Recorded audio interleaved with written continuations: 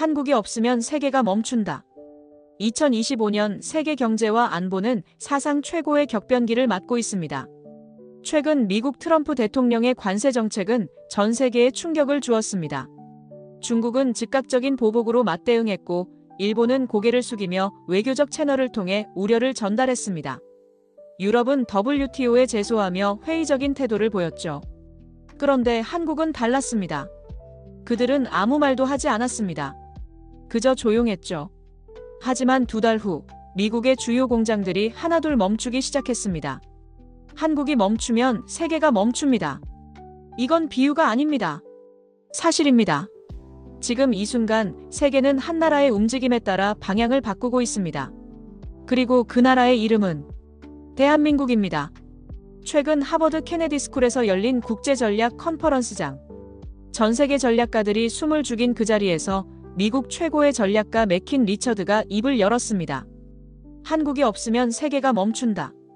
그의 이야기 지금 시작합니다. 그 전에 잠깐 1초 만에 누를 수 있는 좋아요 버튼을 꾹 눌러주시면 영상 제작에 아주 큰 힘이 됩니다. 그럼 바로 시작하겠습니다. 저는 오늘 여러분께 충격적인 진실을 말씀드리려 합니다. 맥킨 리처드 교수의 목소리가 하버드 케네디 스쿨 대강당에 울려 퍼졌습니다.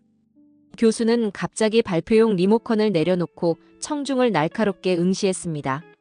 미국이 관세 폭탄을 던졌을 때 여러분은 무엇을 보셨습니까? 청중 중 한 명이 조심스레 대답했습니다. 중국의 보복이요. 맞습니다. 교수가 손가락을 튕겼습니다. 중국은 분노했고 유럽은 항의했으며 일본은 고개를 숙였습니다. 화면에 각국 정상들의 분노한 표정이 차례로 나타났습니다. 그런데 한국은 교수는 잠시 말을 멈추고 청중을 둘러보았습니다. 아무 말도 하지 않았습니다. 일본 대표 나카무라가 코웃음을 쳤습니다. 그들에겐 선택권이 없었겠죠. 교수는 갑자기 나카무라를 향해 걸어갔습니다. 그렇게 생각하십니까? 56일 후 캔자스시티의 자동차 부품 공장에서 무슨 일이 일어났는지 아십니까? 나카무라는 당황한 듯 고개를 저었습니다. 휴대폰 전용 메모리 칩의 품질 검사 지연으로 생산이 중단됐습니다. 같은 날 디트로이트에서는 전기차 배터리 관리 시스템의 펌웨어 업데이트가 필요하다는 통보가 왔고요. 청중이 웅성거리기 시작했습니다. 아무도 이것을 한국의 조치라고 생각하지 않았습니다. 지연, 검사, 업데이트, 일상적인 일처럼 보였으니까요. 하지만 교수는 비밀을 공유하듯 목소리를 낮췄습니다. 모든 지연이 정확히 계산된 것이었습니다. 미국 전략가가 자리에서 벌떡 일어났습니다. 증거가 있으십니까? 교수는 화면을 전환했습니다. 필요 없습니다. 결과가 증거입니다. 56일 만에 미국은 한국과 첨단 기술 협력 강화를 약속했고 관세 정책은 조용히 수정되었습니다. 중국 대표 리 양이 웃으며 물었습니다. 그런 작은 부품들이 그렇게 중요할 수 있습니까? 교수는 리 양을 똑바로 쳐다보며 날카롭게 대답했습니다. 작은 부품이라고요. 강대국의 심장을 멈추게 할 수 있는데도요? 강당이 순식간에 조용해졌습니다. 오늘부터 기억하십시오. 한국은 소리 없이 움직이지만 그 영향력은 폭풍우보다 무섭습니다. 오늘 아침 여러분의 스마트폰으로 무엇을 하셨습니까? 리처드 교수는 자신의 휴대폰을 꺼내 높이 들어올렸습니다. 교수는 갑자기 그것을 바닥에 떨어뜨렸고 청중들이 놀라 숨을 들이켰습니다. 걱정 마십시오. 화면이 깨지지 않았습니다. 교수가 웃으며 말했습니다. 왜 깨지지 않았을까요? 한국의 코닝 강화유리 때문입니다. 교수는 휴대폰을 집어들고 뒷면을 열었습니다. 이 작은 칩, 삼성전자 제품입니다. 이 배터리, LG 에너지 솔루션입니다. 이 디스플레이, 삼성 디스플레이죠. 미국 실리콘밸리 CEO가 손을 들었습니다. 하지만 아이폰은 애플 제품입니다. 정말 그렇습니까? 리처드 교수가 눈썹을 치켜 올렸습니다. 애플 로고는 미국이지만 심장은 한국입니다. 화면에 세계 메모리 반도체 점유율 차트가 나타났습니다. D램 시장 70%, 낸드 플래시 50%, 삼성과 SK하이닉스가 세계 메모리 시장을 장악했습니다. 독일 대표가 불편한 듯 자세를 고쳐 앉았습니다. 이건 단순한 숫자가 아닙니다. 교수가 진지한 표정으로 말을 이었습니다. 당신의 자율주행차, 인공지능 서버, 군사 시스템 모두 한국산 메모리 없이는 작동하지 않습니다. 유럽 자동차 협회 대표가 일어섰습니다. 교수님, 전기차 배터리도 비슷한 상황입니까? 리처드 교수는 전기차 배터리 시장 점유율 그래프로 화면을 전환했습니다. LG 에너지 솔루션, 삼성 SDI, SK온 이 세 회사가 글로벌 전기차 혁명을 움직이고 있습니다. 테슬라, GM, 폭스바겐 모두 한국산 배터리의 노예입니다. 일본 대표 나카무라가 불만스럽게 끼어들었습니다. 중국의 CATL이 1위 아닙니까? 양적으로는 그렇습니다. 교수가 의미심장하게 대답했습니다. 하지만 BMW, 아우디, 메르세데스가 자존심을 버리고 한국 기업과 손잡는 이유가 무엇일까요? 품질, 안전성, 그리고 미래의 기술 때문입니다. 교수는 지구본을 가리켰습니다. 그리고 이 물건들을 운반하는 배는 어디서 만들까요? 현대중공업, 삼성중공업, 대우조선해양, 세계 조선 시장의 절대 강자들입니다. 중국 대표 리양이 자리에서 일어났습니다. 중국도 선박을 만듭니다만 그렇습니다. 교수가 한 걸음 다가가 말했습니다.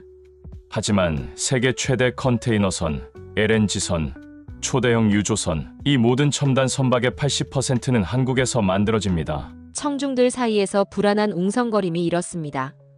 여러분, 이건 단순한 산업 경쟁이 아닙니다. 한국이 없으면 세계의 뇌는 생각할 수 없고 심장은 뛰지 않으며 혈관은 막힙니다. 한국이 빠지면 지구가 안 돕니다. 리처드 교수는 무대 중앙으로 천천히 걸어 나왔습니다. 화면에는 거대한 선박 한 척이 바다를 가르는 모습이 나타났습니다.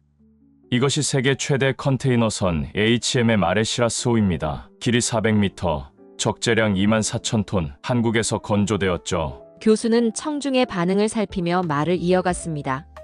여러분, 세계 무역의 90%는 바다를 통해 이루어집니다. 그리고 그 바다를 움직이는 선박의 대부분은 한국산입니다. 미 해군 정보장교가 자리에서 일어났습니다. 교수님, 군사적 관점에서 한국의 조선 기술은 어떤 의미가 있습니까? 리처드 교수는 미소를 지었습니다. 화면이 전환되어 한국 해군의 최신의 구축함이 나타났습니다. 이것이 한국형 이지스 구축함 세종대왕급입니다. 한국은 이제 자체 기술로 최첨단 전함을 만들 수 있습니다. 청중 사이에서 놀라움의 탄성이 흘러나왔습니다. 일본 대표 나카무라의 얼굴이 굳어졌습니다. 그뿐만이 아닙니다. 한국은 고래급 잠수함을 국내 기술로 건조하고 있으며 잠수함 발사탄도 미사일 SLBM까지 개발했습니다. 유럽 안보 전문가가 놀란 표정으로 물었습니다. 그렇다면 한국은 이제 해양 강국으로 봐야 합니까? 단언컨대 그렇습니다. 교수가 단호하게 대답했습니다. 한국은 더 이상 육지의 나라가 아닙니다. 바다의 주인입니다. 화면이 전환되어 한국의 LNG 운반선이 나타났습니다. 세계 LNG 선박 시장의 70%를 한국이 장악하고 있습니다. 이 배들이 없다면 유럽은 지난 겨울 러시아 가스 없이 어떻게 버텼을까요? 중국 대표 리양이 조용히 질문했습니다. 교수님, 중국도 조선 강국인데 왜 한국을 더 주목해야 합니까? 리처드 교수는 두 손을 모으고 리 양을 바라보았습니다. 수량이 아니라 질입니다. 세계 해운사들은 왜 더 비싼 한국 선박을 선택할까요? 기술력과 신뢰성 때문입니다. 교수는 다시 화면을 전환했습니다. 부산항의 거대한 모습이 나타났습니다. 세계 5위 항만 부산, 동부가 물류의 허브입니다. 한국은 배를 만들 뿐만 아니라 바다의 길을 열고 있습니다. 청중들은 점점 더 긴장된 표정으로 교수의 발표를 지켜보았습니다. 여러분, 대한민국은 이제 바다 위에 깃발을 꽂았습니다. 그리고 그 깃발 아래로 세계 무역이 흐르고 있습니다. 리처드 교수는 단상 위에서 갑자기 걸음을 멈추었습니다. 화면이 어두워지며 한국의 K2 흑표 전차가 질주하는 영상이 나타났습니다. 여러분, 전쟁의 역사에서 약소국은 항상 무기를 수입했습니다. 생존을 위해 강대국에 의존할 수밖에 없었죠. 교수는 화면을 가리키며 계속했습니다. 하지만 한국은 달랐습니다. 그들은 무기 수입국에서 무기 제조국으로, 그리고 이제는 무기 수출국으로 변모했습니다. 폴란드 국방 관계자가 자리에서 일어났습니다. 저희는 최근 K2 전차 1000대와 FA-50 경공격기 48대를 구매했습니다. 말 그대로 폴란드 육군과 공군을 한국 무기로 재무장하고 있죠. 리처드 교수는 의미심장한 표정으로 고개를 끄덕였습니다. 폴란드뿐만이 아닙니다. K9 자주포는 이미 핀란드, 노르웨이, 인도, 터키, 호주에서 운용 중입니다. 얼마 전에는 이집트가 200대를 주문했죠. 화면이 바뀌어 KF-21 보람의 전투기가 나타났습니다. 이 전투기는 한국이 독자 개발한 4.5세대 전투기입니다. 인도네시아는 이미 공동 개발에 참여했고 다른 여러 나라들이 관심을 보이고 있습니다. 미국 국방부 관계자가 불안한 듯 질문했습니다. 교수님, 그렇다면 한국의 방산 수출 규모는 얼마나 됩니까? 리처드 교수는 화면을 전환했습니다. 세계 방산 수출 순위 차트가 나타났습니다. 2022년 한국은 세계 8위 방산 수출국으로 도약했습니다. 2023년엔 7위, 현재는 6위에 근접하고 있죠. 그리고 폴란드와의 계약만으로 수십조 원이 추가되었습니다. 일본 대표 나카무라가 긴장된 표정으로 물었습니다. 그런 첨단 무기를 독자 개발할 기술력이 있습니까? 물론입니다. 교수는 자신감 있게 대답했습니다. 한국은 세계 최초로 중형 잠수함에 리튬이온 배터리를 탑재했고 레이저 무기 체계도 개발 중입니다. 교수는 잠시 말을 멈추고 청중을 둘러보았습니다. 하지만 한국의 진짜 힘은 민간 기술을 군사적으로 전환할 수 있는 능력입니다. 삼성의 반도체, LG의 배터리, 현대의 엔진 기술, 이 모든 것이 무기 체계에 통합됩니다. 영국 외교관이 조용히 질문했습니다. 그렇다면 한국의 군사력은 실제로 어느 정도입니까? 리처드 교수는 한국의 예비군 훈련 장면을 화면에 띄웠습니다. 한국은 50만 현역 군인과 350만 예비군을 보유하고 있습니다. 징병제와 예비군, 시스템이 만들어낸 국민군대입니다. 이제 그들은 전쟁을 수입하지 않습니다. 만들어냅니다. 리처드 교수는 청중 가까이 다가와 작은 반도체 칩 하나를 들어올렸습니다. 이 작은 물건이 세계를 지배한다고 해도 과언이 아닙니다. 인공지능, 자율주행차, 슈퍼컴퓨터, 모든 첨단 기술의 두뇌입니다. 화면에 세계 반도체 시장 점유율 차트가 나타났습니다. 메모리 반도체 시장의 70%, 이것이 삼성전자와 SK하이닉스가 차지하는 비율입니다. 세계 AI 혁명의 심장은 한국에서 뛰고 있습니다. 실리콘밸리 스타트업 CEO가 손을 들었습니다. 하지만 시스템 반도체는 대만의 TSMC가 주도하지 않습니까? 교수는 고개를 끄덕였습니다. 맞습니다. 하지만 추세를 보십시오. 삼성전자는 이미 3나노 공정을 상용화했고 2나노 개발에도 속도를 내고 있습니다. 게임은 아직 끝나지 않았습니다. 화면이 전환되어 전기차 배터리 생산 라인이 나타났습니다. LG에너지솔루션, 삼성 SDI, SK온, 이 세 기업이 세계 전기차 혁명을 움직이고 있습니다. 테슬라도, GM도, 폭스바겐도 한국 배터리 없이는 한 발짝도 움직일 수 없습니다. 독일 자동차 협회 대표가 불안한 듯 물었습니다. 교수님, 한국이 차세대 전고체 배터리 개발에서도 앞서 있습니까? 퀀텀엑스라는 이름의 프로젝트를 아십니까? 교수가 반문했습니다.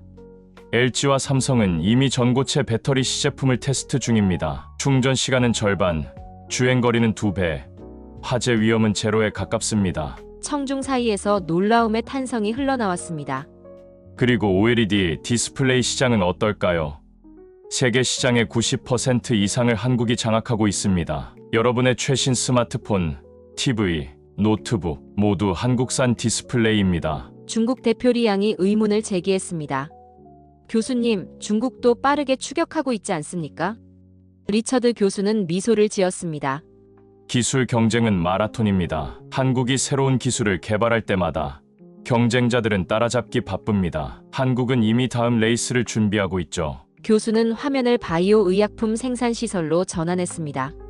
삼성바이오로직스는 세계 최대 바이오 의약품 위탁 생산 기업이 되었습니다. 코로나, 백신 생산에도 참여했죠. 한국의 기술력은 이제 생명 영역까지 확장되고 있습니다. 리처드 교수는 청중을 향해 의미심장한 시선을 던졌습니다. 여러분, 모든 첨단 기술의 내부에는 Made in Korea가 있습니다. 눈에 보이지 않지만 세계는 한국의 두뇌로 움직이고 있습니다. 리처드 교수는 갑자기 교단을 떠나 청중 사이로 걸어 들어갔습니다. 그리고 한 학생에게 물었습니다. 어제 저녁에 무엇을 보셨나요? 당황한 학생이 대답했습니다. 넷플릭스에서 한국 드라마를 봤어요. 설렘의 맛이라는. 교수는 만족스러운 미소를 지었습니다. 바로 그겁니다. 교수는 다시 단상으로 돌아가며 말했습니다. 한국 드라마, K-팝, 영화, 이것들은 단순한 엔터테인먼트가 아닙니다. 총 없이 세계를 정복하는 무기입니다. 화면에 폭삭소가 쏟아라는 한국 드라마의 한 장면이 나타났습니다. 브라질 광장에서 수천 명의 사람들이 대형 스크린으로 이 드라마를 함께 보며 눈물을 흘리는 모습이었습니다. 지난해 브라질 상파울루 시청 광장 5만 명이 모여 한국 드라마를 함께 봤습니다. 그들은 왜 울었을까요? 프랑스 문화부 관계자가 손을 들었습니다. 감정적 공감 때문이 아닐까요? 정확합니다. 한국 드라마는 드라마가 아닙니다. 감정의 해방입니다. 언어와 문화의 장벽을 뛰어넘는 감정의 카타르시스죠. 화면이 전환되어 인도네시아 자카르타의 대형 공연장에서 나의 아저씨 마지막 회를 보며 환호하는 관중들이 나타났습니다. 인도네시아에서는 나의 아저씨 마지막 장면이 나오자 공연장에서 박수가 터졌습니다. 완전히 다른 문화권의 사람들이 한국의 이야기에 자신을 투영했습니다. 미국 할리우드 프로듀서가 불만스러운 듯 질문했습니다. 하지만 문화적 영향력이 실질적인 힘으로 이어질 수 있습니까? 리처드 교수는 한 걸음 더 가까이 다가왔습니다. 2022년 한국 정부가 중동의 원전 수출을 성사시켰을 때 현지 정부 관계자가 한 말을 아십니까? 우리 딸이 한국 드라마를 너무 좋아해서 한국에 호감이 갔다고 말입니다. 청중 사이에서 웃음이 터져나왔습니다. 웃지 마십시오. 이것이 소프트 파워입니다. 군함보다 더 강력한 힘이죠. 교수는 화면을 다시 전환했습니다. 전 세계 곳곳에서 K-팝 댄스를 추는 젊은이들의 모습이 나타났습니다. 중동에서 아프리카까지, 남미에서 유럽까지 한국 문화는 국경을 초월하고 있습니다. 한국어를 배우는 외국인이 매년 30%씩 증가하고 있고 한국 대학에 유학 오는 학생들도 급증하고 있죠. 일본 대표 나카무라가 의문을 제기했습니다. 교수님, 문화적 인기는 일시적인 현상일 수 있지 않습니까? 리처드 교수는 고개를 천천히 저었습니다. 나카무라 씨, 이건 트렌드가 아닙니다. 이미 20년 이상 지속되어 온 현상입니다. 한국은 문화를 산업화했고 국가 브랜드로 승화시켰습니다. 교수는 마지막 슬라이드를 보여주었습니다. 한국 문화 콘텐츠 수출액 그래프였습니다. 한국 문화 콘텐츠 수출액은 매년 20% 이상 성장하고 있습니다. 이건 단순한 엔터테인먼트가 아닙니다. 총 없이 세계를 움직이는 가장 조용하고 가장 무서운 무기입니다. 그게 한국의 문화입니다. 리처드 교수는 묵직한 침묵 속에서 천천히 단상 중앙으로 걸어 나왔습니다. 화면에 4개의 사진이 나란히 떠올랐습니다. 미국, 중국, 일본, 러시아의 국기였습니다. 여러분, 역사적으로 약소국은 이 네 강대국 중 하나를 선택해야 했습니다. 그리고 그들의 명령에 예스라고 대답해야 했죠. 교수는 잠시 청중을 바라보았습니다. 하지만 한국은 달랐습니다. 그들은 모두에게 노라고 말했습니다. 미국 국무부 관계자가 놀란 표정으로 자리에서 일어났습니다. 교수님, 한국은 미국의 가장 중요한 동맹국 중 하나입니다만. 맞습니다. 그러나 2022년 미국 반도체법이 통과됐을 때 삼성과 SK하이닉스는 무엇을 했습니까? 청중 사이에서 불편한 웅성거림이 일었습니다. 그들은 핵심 기술 자료 공유를 거부했습니다. 동맹국에게도 기술 주권을 양보하지 않았죠. 화면이 전환되어 중국의 사드 보복 관련 뉴스 영상이 나타났습니다. 2016년 중국은 한국의 사드 배치의 경제 보복으로 대응했습니다. 롯데마트가 중국에서 철수하고 한국 관광객이 80% 감소했죠. 중국의 압력에 한국은 굴복했을까요? 중국 대표 리 양이 불편한 표정으로 앉아 있었습니다. 아닙니다. 한국은 사드를 철수시키지 않았습니다. 그리고 놀랍게도 중국 시장 의존도를 줄이기 시작했죠. 교수는 다음 화면으로 넘어갔습니다. 일본과의 무역 분쟁 장면이었습니다. 2019년 일본이 한국의 핵심 소재 수출을 규제했을 때 모두가 한국 반도체 산업이 무너질 거라 예상했습니다. 그러나 한국은 어떻게 대응했습니까? 일본 대표 나카무라가 고개를 숙였습니다.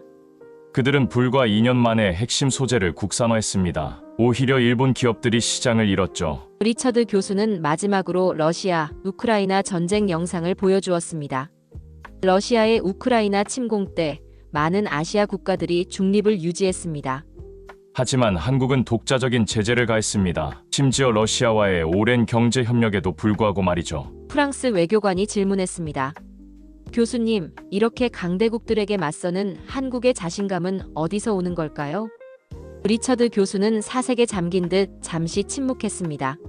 기술력과 경제력도 있지만 더 중요한 것은 국가 정체성입니다. 한국은 수천 년 동안 강대국에 둘러싸여 생존해왔습니다. 그 과정에서 독립적인 국가 DNA가 형성된 거죠. 교수는 마지막 슬라이드를 보여주었습니다.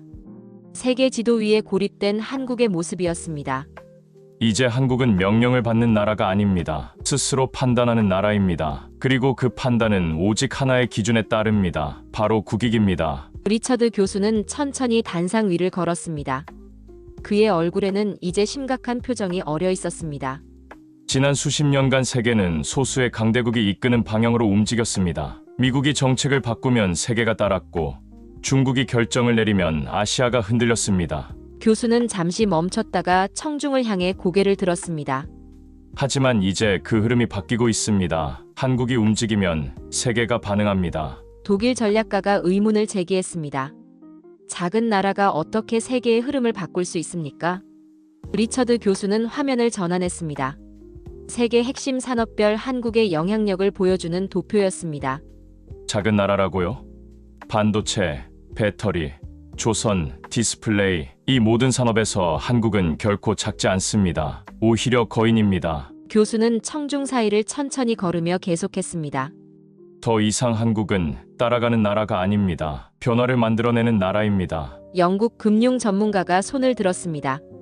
교수님, 구체적인 사례가 있을까요? 물론입니다. 몇 년 전 한국의 반도체 기업들이 차세대 메모리 투자를 결정했을 때 전 세계 기술 투자 방향이 바뀌었습니다. 한국의 전기차 배터리 표준이 글로벌 스탠다드가 되었고, 한국의 문화 콘텐츠는 세계 엔터테인먼트 산업의 방향을 재정의했습니다. 미국 전략가가 불안한 듯 질문했습니다. 그렇다면 미래의 세계 질서에서 한국의 위치는 어떻게 될까요? 리처드 교수는 의미심장한 미소를 지었습니다. 더 이상 강대국과 약소국이라는 이분법은 유효하지 않습니다. 한국은 새로운 범주의 국가입니다. 핵심 국가라고 부를 수 있겠죠. 화면이 전환되어 세계 지도가 나타났습니다.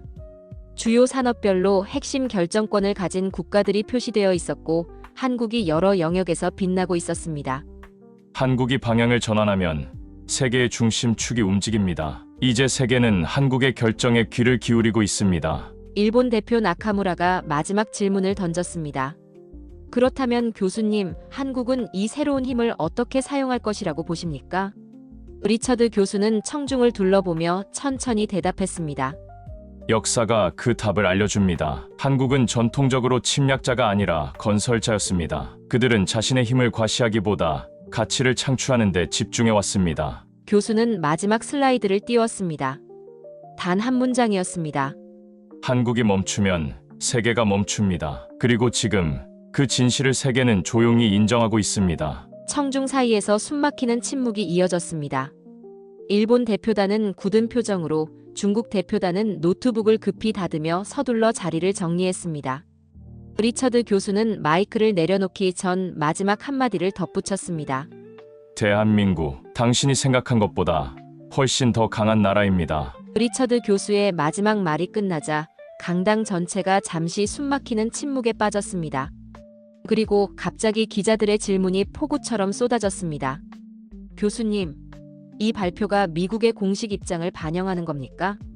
한국의 이러한 영향력이 중국과의 관계에 어떤 영향을 미칠까요? 일본은 이러한 한국의 부상에 어떻게 대응할 것으로 보십니까?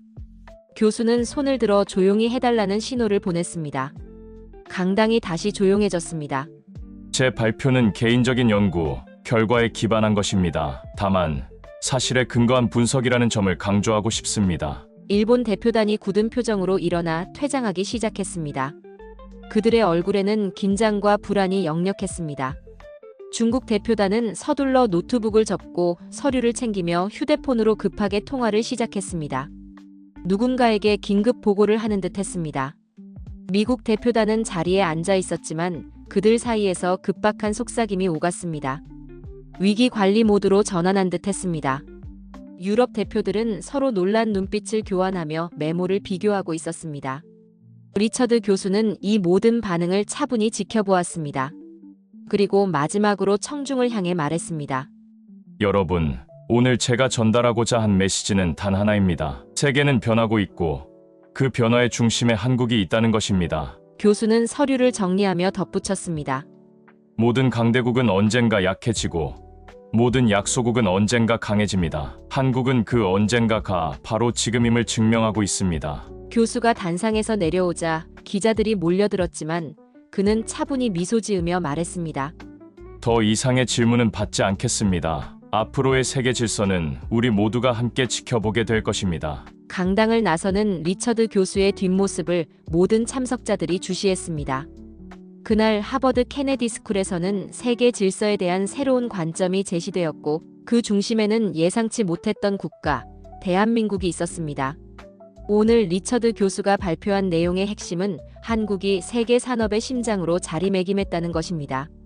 삼성전자와 SK하이닉스는 세계 메모리 반도체 시장의 70%를 장악하고 있으며 이들이 생산하는 반도체 없이는 스마트폰, 자율주행차, 인공지능 서버, 첨단 군사 시스템 어느 것 하나 작동할 수 없습니다. 세계 디지털 문명의 근간이 한국 기업의 손에 달려있는 것입니다. 배터리 분야에서도 LG에너지솔루션, 삼성 SDI, SK온이 세계 시장을 선도하고 있습니다. 테슬라, GM, 폭스바겐 같은 세계적 자동차 기업들이 한국산 배터리에 의존하고 있으며 전고체 배터리 같은 차세대 기술 개발에서도 한국 기업들이 앞서 나가고 있습니다. 전기차 혁명을 움직이는 심장 역시 한국에서 뛰고 있는 것입니다. 조선 분야에서 한국은 명실상부한 세계 1위입니다. 현대중공업, 삼성중공업, 대우조선해양은 초대형 컨테이너선과 LNG선 시장의 80%를 장악하고 있습니다. 세계 무역의 90%가 바다를 통해 이루어지는 상황에서 한국은 글로벌 물류의 핵심 동맥을 만들어내는 국가가 되었습니다. 국방 분야에서도 한국은 자주 국방을 넘어 무기 수출국으로 급부상했습니다. K2 전차, K9 자주포, FA-50 경공격기, KF-21, 보람의 전투기 등 독자 개발한 무기 체계들이 폴란드, 노르웨이, 인도, 터키, 호주 등 세계 각국으로 수출되고 있습니다. 과거 무기를 수입하던 나라가 이제는 전쟁을 제조하는 나라로 변모한 것입니다. 한국의 문화적 영향력도 놀라운 수준에 이르렀습니다. 한국 드라마와 K-팝은 언어와 문화의 장벽을 뛰어넘어 전 세계인의 감정을 사로잡고 있습니다. 브라질 광장에서 폭삭소가 수다를 함께 보며 울고 인도네시아에서 나의 아저씨에 환호하는 모습은 한국 문화의 세계적 영향력을 보여주는 단적인 예입니다. 이는 단순한 엔터테인먼트가 아니라 감정의 해방이자 총 없이 세계를 정복하는 무기가 되었습니다. 외교적으로도 한국은 주목할 만한 독립성을 보여주고 있습니다. 미국 반도체법에 대해서는 핵심 기술 자료 공유를 거부했고 중국의 사드 보복에도 굴복하지 않았습니다. 일본의 수출 규제에는 기술 국산화로 대응했으며 러시아의 우크라이나 침공에는 독자적인 제재를 가했습니다. 이제 한국은 명령을 받는 나라가 아니라 스스로 판단하는 나라, 국익을 최우선으로 하는 전략국으로 자리매김했습니다. 한국은 더 이상 따라가는 나라가 아닙니다. 세계는 한국의 결정에 귀를 기울이고 한국의 움직임에 반응하는 시대가 되었습니다. 한국이 멈추면 세계가 멈춘다는 말은 과장이 아닌 현실이 되었고 세계는 그 진실을 조용히 인정하고 있습니다. 대한민국, 당신이 생각한 것보다 훨씬 더 강한 나라입니다. 오늘 영상 어떠셨나요? 지금 대한민국은 산업의 핵심에서 세계 공급망을 지휘하고 국방에서는 스스로를 지키며 다른 나라를 지켜주는 힘을 갖춘 나라가 되었습니다. 외교에서는 강대국에도 노라고 말할 수 있는 결정을 내리고 문화에서는 세계를 울리고 웃게 하는 감정의 수도가 되었으며 전략적으로는 전 세계가 예의주시하는 가장 작지만 가장 강한 변수로 떠올랐습니다. 그리고 이 모든 변화의 중심에는 우리 대한민국이 있습니다. 흐름을 따르던 나라에서 흐름을 바꾸는 나라로. 한국이 없으면 세계가 멈춥니다. 오늘의 사연은 여기까지입니다. 지금까지 감동테라스 저는 소희였습니다. 오늘도 우리 구독자님들의 가정에 따뜻한 행복이 가득하시길 진심으로 바라겠습니다. 긴 영상 끝까지 시청해주셔서 정말 감사합니다. 내일 더 좋은 이야기로 찾아뵙겠습니다. 감사합니다.